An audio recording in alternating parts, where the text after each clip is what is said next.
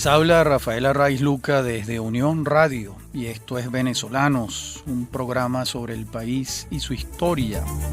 En este segundo programa de la serie sobre las constituciones de Venezuela, vamos a abordar la primera, la que fue sancionada, aprobada en diciembre de 1811. Pero antes vamos a dar un vistazo al vecindario suramericano y se impone preguntarse si el número de constituciones de una república es síntoma de su estabilidad o su inestabilidad política. No adelantemos respuesta, vamos a ver cómo ha sido el tema constitucional en cuanto al número de constituciones en América del Sur y el orden en que van a aparecer los países que iré listando es de menor a mayor. Y en ese sentido, en Brasil ha habido 7 constituciones. ¿Por qué es el país o el estado que ha tenido menos constituciones? Por una razón muy simple. Fue el último de los estados de Sudamérica en dejar de ser un imperio para convertirse en una república. Esto ocurre en 1889. En esas 7 constituciones, sin embargo, estamos incluyendo la propiamente imperial, que aunque es la constitución de un imperio, es una constitución. Esta es de 1824. Después la primera constitución republicana de Brasil es de 1891. Luego está la de 1934.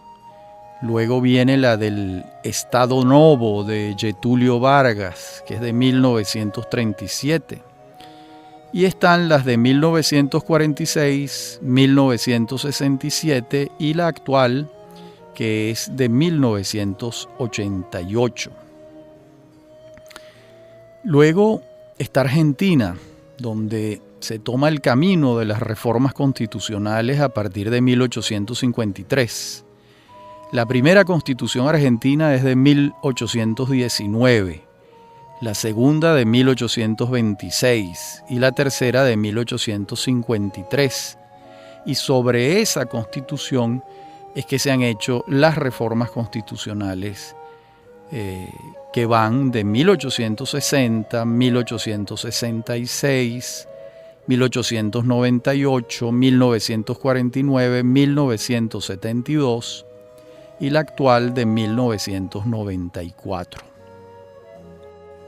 También va a tomar el camino de las reformas Uruguay y a su primera constitución, que es de 1830, que tiene una larguísima duración, le sucede la de 1917. Estamos hablando que la del 30 tuvo una duración de 87 años.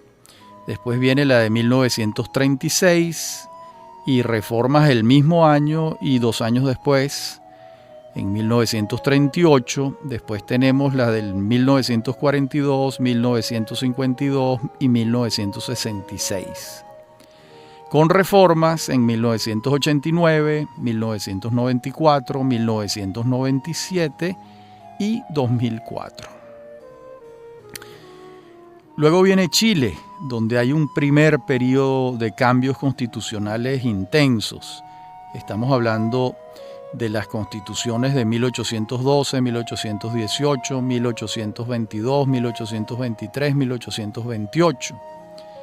Luego logran establecer un texto en 1833 al que le hacen reformas puntuales a lo largo de 92 años.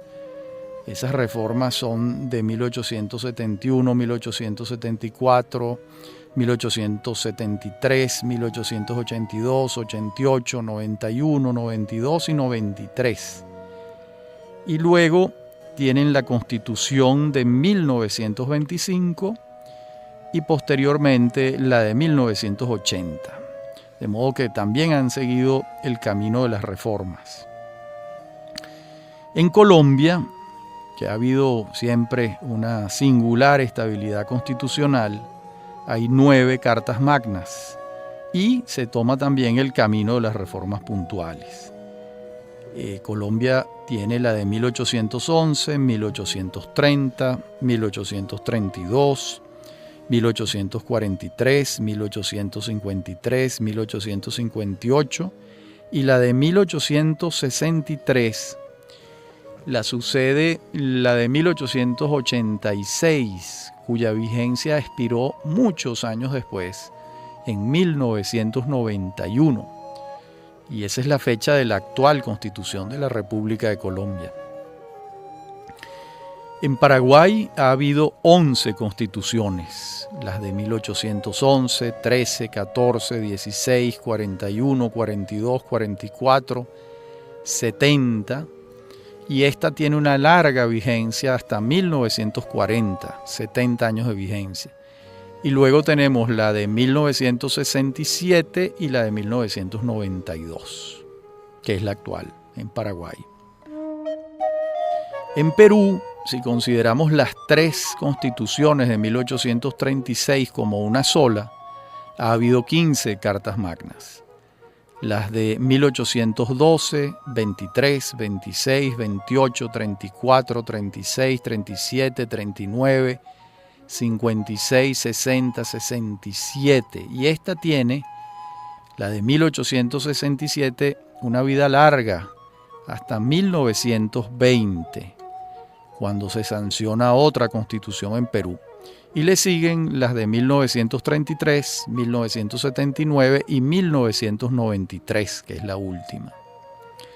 En Bolivia ha habido 20 textos constitucionales.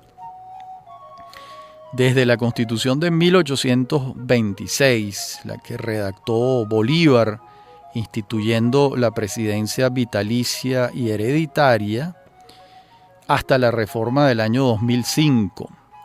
De modo que le siguen a esa primera las de 1826, 31, 34, 39, 43, 51, 61, 68, 71, 78, 80, 21, 30, y después ya vienen las del siglo XX, 1921, 1931, 38, 45, 47, 61, 67, 1994.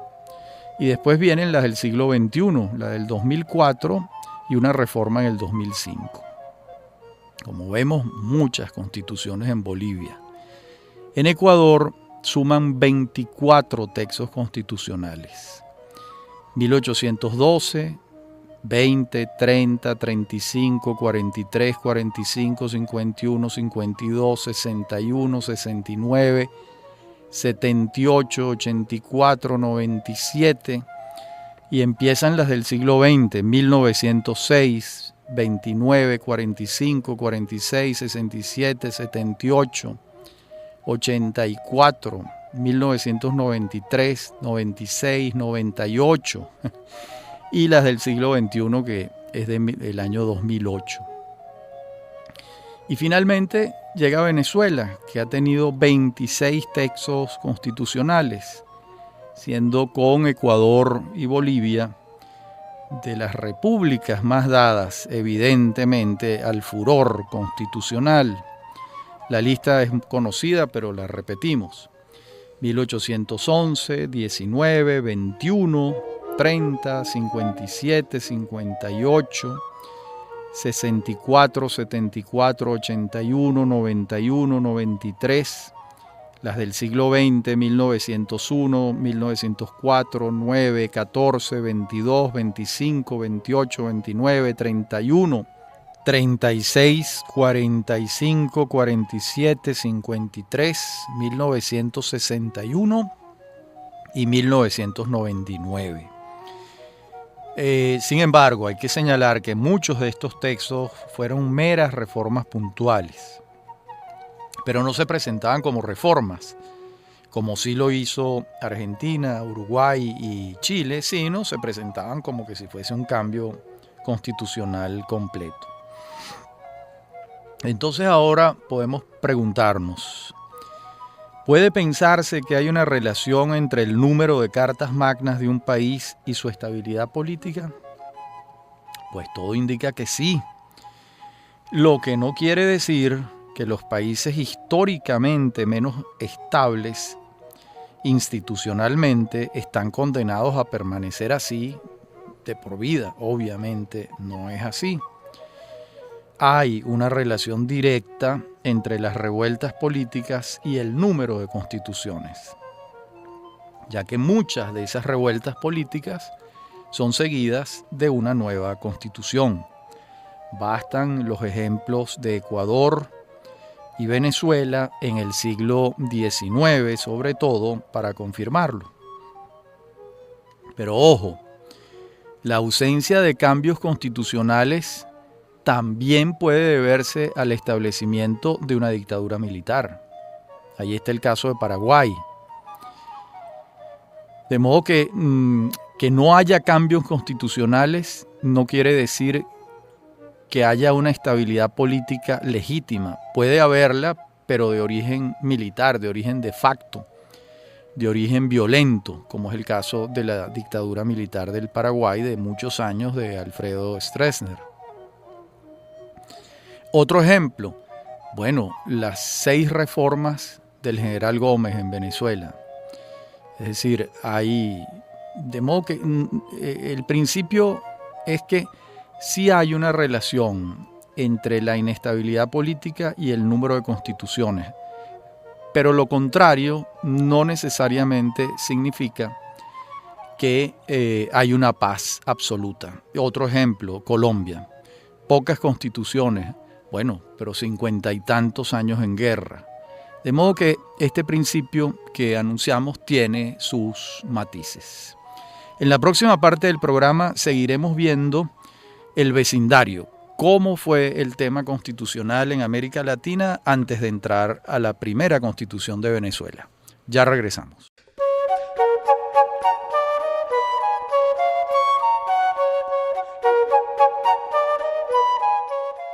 Como les dije en la parte anterior del programa, vamos a ver ahora el panorama suramericano en otro sentido, en estos 200 años de vida republicana que tienen los estados creados a partir de la crisis del mundo hispánico, con motivo de los sucesos de Bayona en América, ¿no? Hay una primera oleada de constituciones en 1811. Redactan constituciones entonces Venezuela, Colombia y Paraguay. En 1812 Perú y Chile y Ecuador. Y están la de 1826 de Argentina. Y hay 4 constituciones en 1830, Venezuela, Colombia, Ecuador, Uruguay. Hay en 1831 las de Bolivia y Chile. Y todas estas las podemos ubicar como constituciones fundacionales y las constituciones posteriores al intento de creación de la República de Colombia.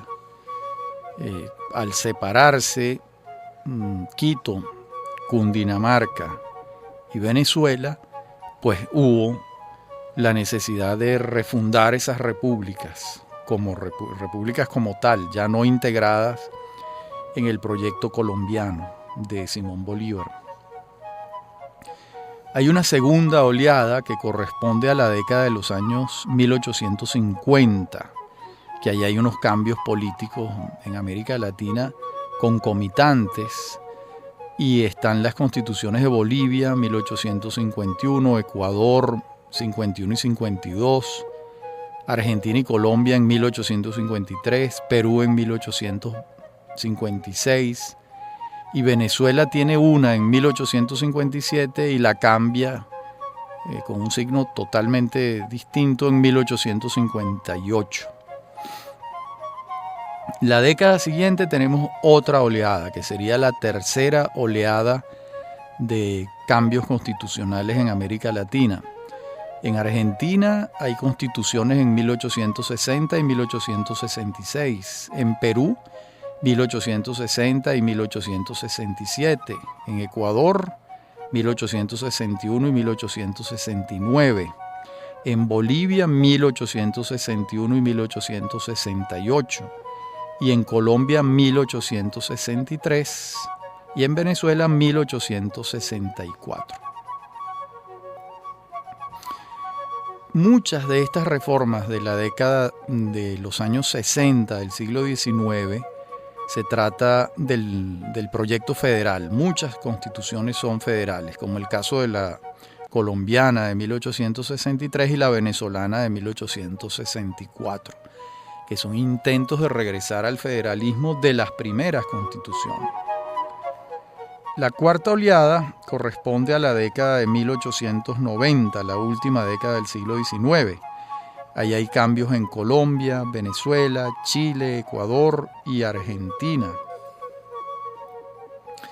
La mayoría de estas reformas tienen que ver con las políticas domésticas, locales de estos países. No se trata de una oleada ideológica como pudiera ser la anterior, que era la oleada del federalismo.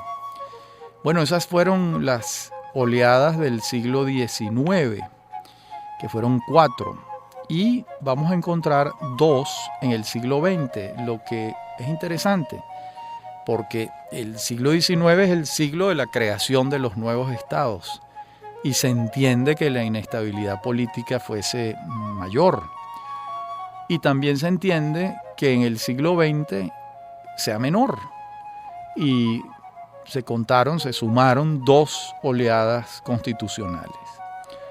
En la década de los años 40 está el caso del Estado Novo en Brasil, el que proponía Getúlio Vargas, y la Constitución de 1937 y 1946.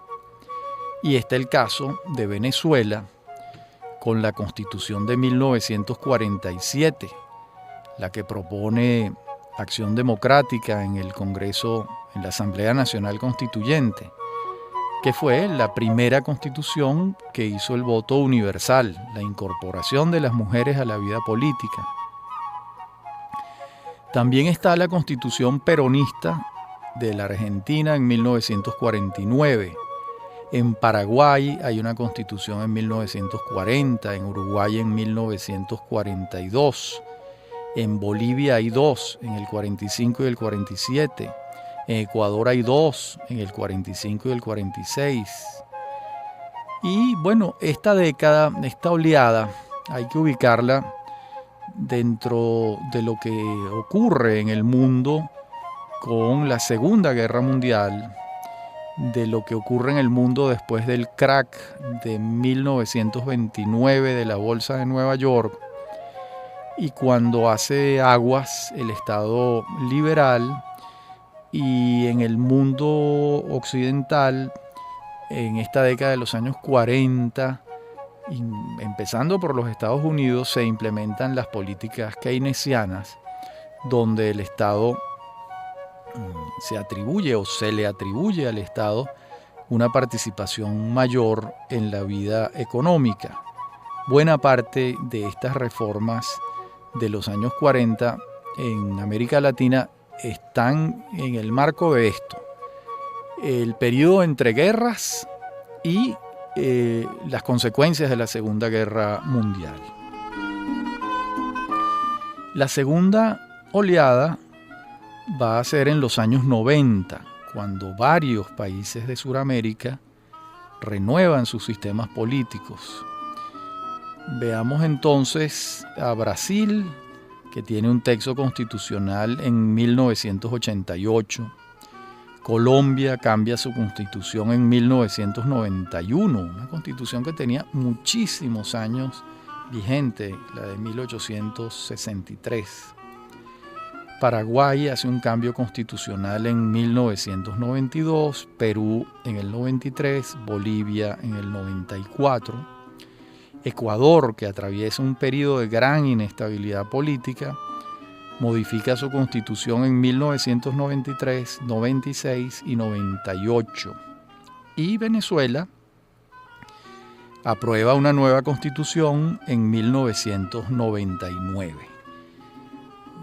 Aquí tenemos un caso evidente de cómo la inestabilidad política en el caso ecuatoriano produjo 3 constituciones en apenas 10 años, de modo que es una prueba casi irrefutable de la inestabilidad política que padeció el Ecuador en ese periodo.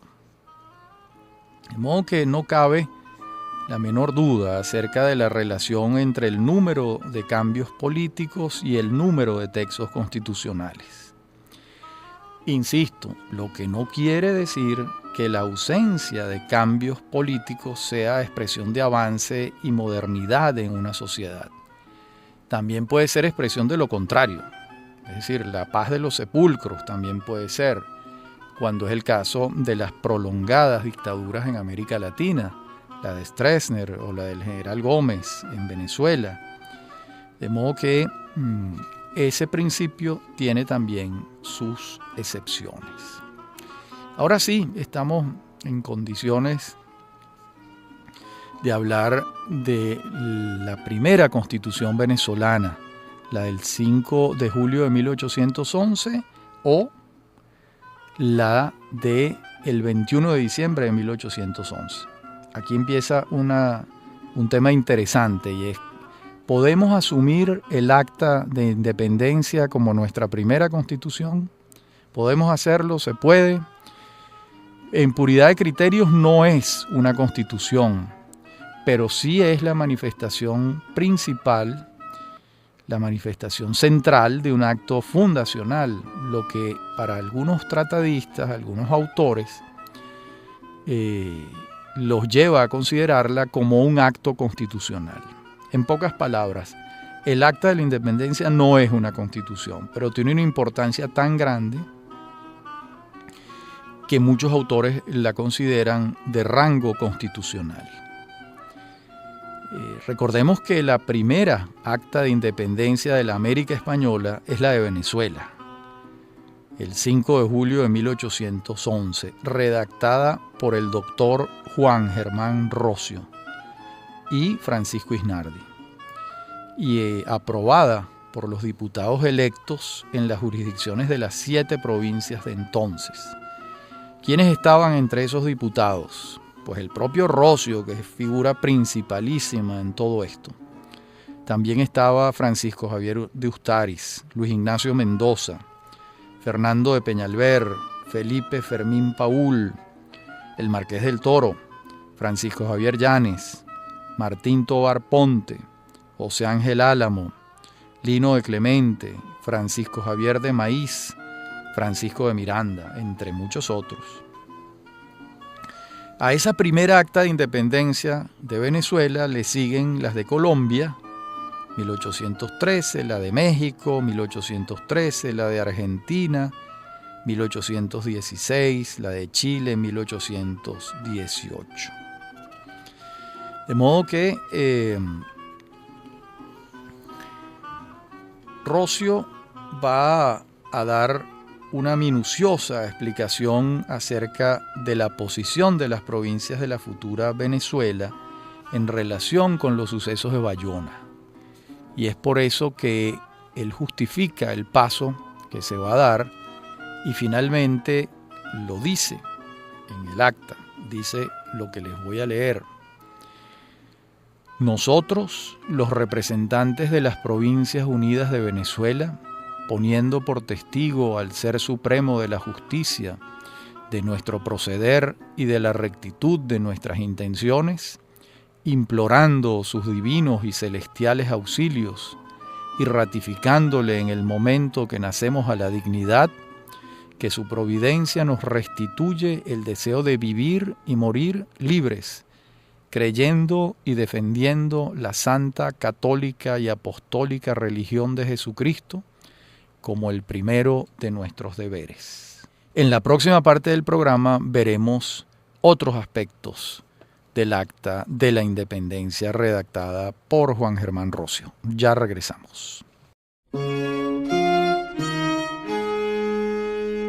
Ok, en la parte anterior del programa hablábamos del acta y Rocio ofrece el acta a Dios. Recordemos que Roscio era casi un teólogo del cristianismo. Y entonces afirmaba en el acta: declaramos solemnemente al mundo que sus provincias unidas son y deben ser, de hoy más de hecho y de derecho, estados libres, soberanos e independientes, y que están absueltos de toda sumisión y dependencia de la corona de España, o de los que se dicen o dijeren a sus apoderados o representantes, y que como tal Estado libre e independiente tiene pleno poder para darse la forma de gobierno que sea conforme a la voluntad general de sus pueblos. De modo que ahí están fragmentos del acta de la independencia. Luego, el Congreso Constituyente le encarga al mismo Roscio una explicación más detenida sobre los hechos y las causas que condujeron a la fundación de la República. Y este texto está fechado el 30 de julio de 1811. Tiene un título muy largo que se los voy a leer. Dice el texto escrito por Roscio: manifiesto que hace al mundo la Confederación de Venezuela en la América Meridional de las razones en que se ha fundado su absoluta independencia de España y de cualquier otra dominación extranjera, formado y mandado publicar por acuerdo del Congreso General de sus Provincias Unidas.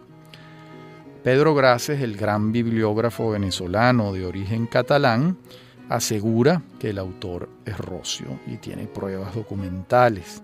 Además de esas pruebas, el estilo es evidentemente rosciano. Cualquiera que haya leído El triunfo de la libertad sobre el despotismo, ese extraordinario libro de Roscio, va a advertir que es la misma pluma, la misma escritura. No nos vamos a referir al texto en esta oportunidad, pero hay que señalar que se trata de un documento sustancial para la comprensión de los hechos que condujeron a la creación de la República. Veamos ahora propiamente la Constitución. Esta primera Constitución de Venezuela acoge el federalismo. Sus redactores estuvieron inspirados en la Carta Magna de los Estados Unidos de Norteamérica y en su fórmula federal. La pérdida de la Primera República, Bolívar, en el manifiesto de Cartagena, se la atribuye al sesgo federal de esa Constitución. Y ese va a ser un argumento de Bolívar contra el federalismo hasta el momento de su muerte. En 1830 abogó por el centralismo. Luce exagerado que se le atribuya la pérdida de la Primera República a la Constitución del 11. Lo que sí es cierto es que en una situación de guerra parece más adecuado un texto constitucional centralista que federalista, porque el federalista suponía muchos trámites democráticos para la toma de decisiones. Pero esto también es constitucionalmente muy discutible, la verdad. También Miranda, que forma parte como diputado de ese Congreso Constituyente que ordena la redacción de la Constitución y lo aprueba artículo por artículo. Recordemos que de ese Congreso Constituyente no formó parte Bolívar, Miranda sí. Miranda dice lo siguiente, y lo que él dice queda escrito en las adendas, en los anexos del texto constitucional. Dice Miranda: considerando que en la presente Constitución los poderes no se hallan en un justo equilibrio, ni la estructura u organización general suficientemente sencilla y clara para que pueda ser permanente, que por otra parte no está ajustada con la población, usos y costumbres de estos países, de que puede resultar que en lugar de reunirnos en una masa general o cuerpo social, nos divida y separe, en perjuicio de la seguridad común y de nuestra independencia. Pongo estos reparos en cumplimiento de mi deber. No obstante, los reparos que pone Miranda él firma la Constitución, dejando constancia de su responsabilidad democrática al participar de las decisiones de un cuerpo colegiado, y hay un aspecto con el que él no está de acuerdo. Recordemos que es difícil que la Constitución de Venezuela no estuviese inspirada en la de los Estados Unidos, porque ¿cuántos ejemplos habían de constituciones republicanas? Pues el más exitoso era el de los Estados Unidos, porque el de Francia había derivado en el Imperio Napoleónico. Es decir, habían salido de la monarquía para introducirse en otra, de otro signo. De modo que no era un ejemplo claramente a seguir. Y la Constitución de Cádiz en España, que sí es una constitución liberal y democrática, es de 1812, es posterior a la Constitución venezolana de 1811. De modo que los ejemplos con los que contaban Roscio, Ustariz e Isnardi eran tan pocos como uno, que era el de los Estados Unidos. De modo que la influencia del federalismo era evidente y era muy difícil que no fuese así. Esa Constitución se impone señalar, por otra parte, que a contramano de su espíritu liberal, consagra la religión católica, apostólica y romana como la religión del Estado. Esto va a corregirse más adelante, pero en ese momento Roscio y los redactores les pareció que esto era lo correcto. Creo que allí influyó muchísimo la formación católica de Juan Germán Roscio. Esta invocación al Dios de los católicos va a eliminarse más adelante, porque una condición del Estado republicano es que es laico, de manera de que puedan participar en la vida de la República gente que profesa los credos más diversos. Eso es lo exactamente liberal que va a retomarse en la Constitución de 1830, por cierto, en la Constitución de Valencia, ya bajo la égida de José Antonio Páez. Aunque el Congreso que ordenó la redacción no fue expresamente formado con objetivos constituyentistas, sí devino ese Congreso en constituyente por la fuerza de los hechos. Recordemos que ese Congreso inicialmente se había convocado para que las provincias distintas a la de Caracas se pronunciaran sobre la conveniencia de la Junta Conservadora de los Derechos de Fernando VII. Y una vez congregado, valga la redundancia, el Congreso en Caracas a partir de marzo de 1811, ese Congreso va a avanzar hacia la creación, la fundación de la República de Venezuela, y abandonar el proyecto de ser una junta conservadora de los derechos de Fernando VII, que ha sido depuesto por Napoleón Bonaparte en España. Esto es importante que lo señalemos porque esa es la cadena de los acontecimientos. De modo que ese Congreso va a ser el Congreso fundacional de nuestra vida republicana. Como les decía, el espíritu y la estructura de la Constitución fue federal. De hecho, se menciona desde el comienzo que se trata de un pacto federal de las provincias de Margarita, Mérida, Cumaná, Barinas, Barcelona, Trujillo y Caracas. Y con eso queda establecida la organización político-territorial.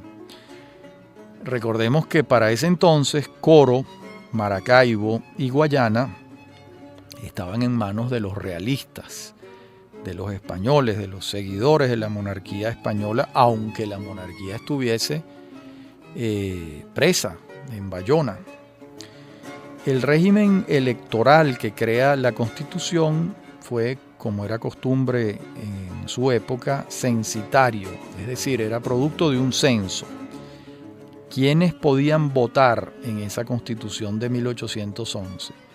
Los hombres mayores de 21 años y que fuesen propietarios, lo que se llamaba una propiedad raíz, es decir, una finca, una casa, una hacienda. Pero solo podían votar hombres mayores de 21 años y propietarios, lo que hace un universo sumamente reducido. De allí que muchos autores llamen a este periodo la República de los Notables, porque quienes elegían eran estos personajes notables de la sociedad. El periodo de los diputados en la Cámara de Representantes fue establecido de 4 años, y el de los senadores, porque la Constitución creaba la bicameralidad, fue establecido de 6 años.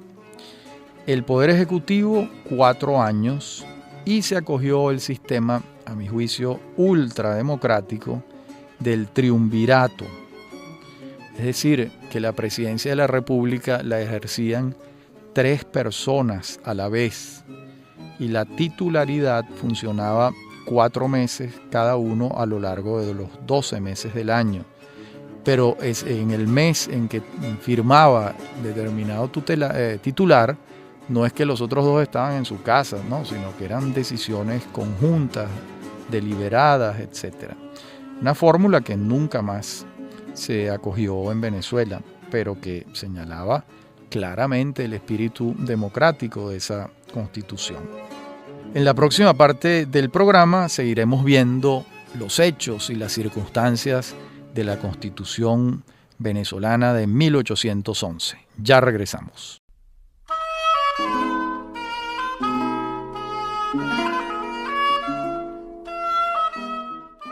En la parte anterior del programa hablábamos de la Constitución de 1811, a la que le hemos dedicado casi todo el programa. Su importancia histórica es obvia. Fue aprobada por el Congreso Constituyente el 21 de diciembre de aquel año histórico, con las salvedades que señalamos de Francisco de Miranda, quien consideraba que el texto no se adaptaba a la realidad venezolana en cuanto a su espíritu federal. Lo mismo pensaba el entonces coronel Bolívar y lo expresa en consonancia con Miranda, muy pocos años después, como dijimos en la parte anterior del programa. De modo que no se puede argumentar, como hacen algunos, que las diferencias entre Miranda y Bolívar eran totalmente conceptuales y no de índole personal, como los hechos parecen demostrar. Es obvio que la inspiración que tuvieron los redactores de la Constitución de 1811, en particular Ustaris y Roscio, fue la Constitución de los Estados Unidos de Norteamérica. Por una parte era imposible pensar que iban a tomar algo del derecho constitucional español, el monárquico, y recordemos que la Constitución de Cádiz, que sí es una constitución liberal, es de un año después, es de 1812. ¿Por qué no podían tomar algo del derecho español? Porque el propósito independentista pasaba por negar ese trasfondo ibérico. Por cierto, a diferencia de los norteamericanos, que lejos de denigrar o denostar de la cultura anglosajona, siempre se mantuvieron dentro de ella. Ese fue su universo cultural, de modo que no hubo una negación absoluta del universo del que emergía el proyecto que ellos encarnaban, los fundadores de los Estados Unidos. Por su parte, el gran historiador venezolano Caracciolo Parra Pérez, en una introducción que escribe formidable a la edición de la Constitución Federal de 1811, que la publica la Academia Nacional de la Historia con motivo del sesquicentenario en 1960. Y dice allí Parra Pérez que era muy difícil que la Constitución no fuese federal Y él dice que eso era así porque la estructura colonial de las provincias era federal.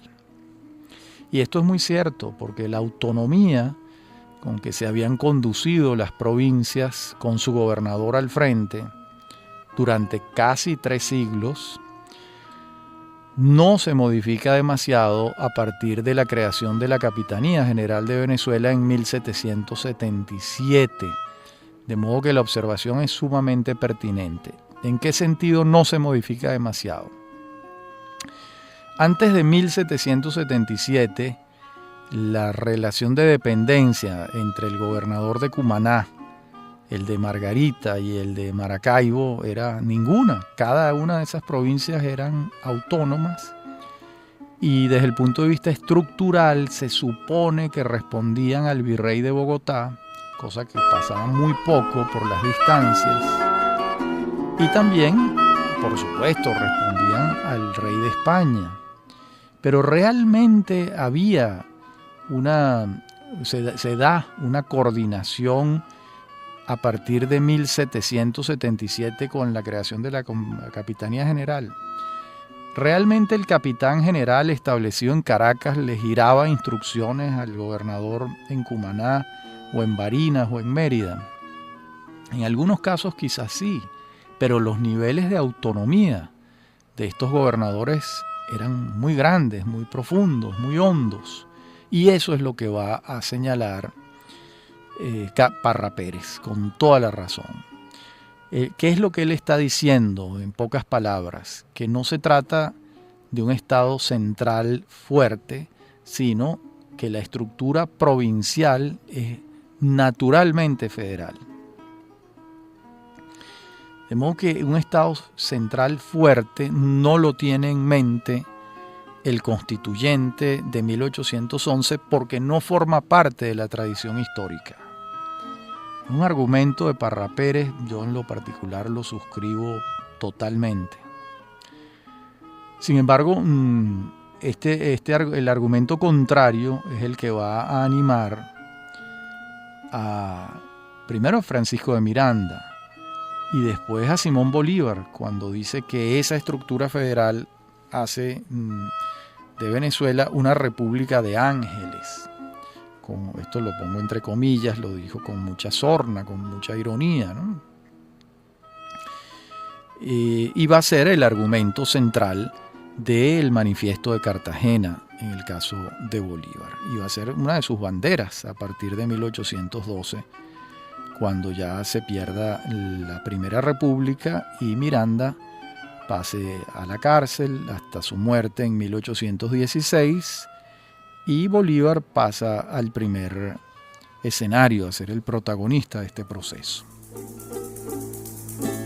Bueno, hasta aquí el programa de hoy. En nuestro tercer programa entraremos a ver las constituciones bajo la égida de Simón Bolívar, que serán la de 1819 en Angostura, la de 1821 en Cúcuta. Haremos mención a la Constitución de Bolivia de 1826, redactada también por el propio Libertador. Hasta aquí el programa de hoy, el segundo de esta serie sobre las constituciones de Venezuela. Les habla Rafael Arraiz Luca y esto es Venezolanos, un programa sobre el país y su historia. Me acompaña en la producción Inmaculada Sebastiano y Fernando Camacho, y en la dirección técnica Fernando Camacho y Freddy Pernalete. A mí me consiguen en mi correo electrónico rafaelarraiz@hotmail.com, en Twitter @rafaelarraiz. Y una vez más, para mí ha sido un gusto hablar para ustedes en esta serie sobre las constituciones de Venezuela, que nos va a tomar un buen número de programas. Hasta nuestro próximo encuentro.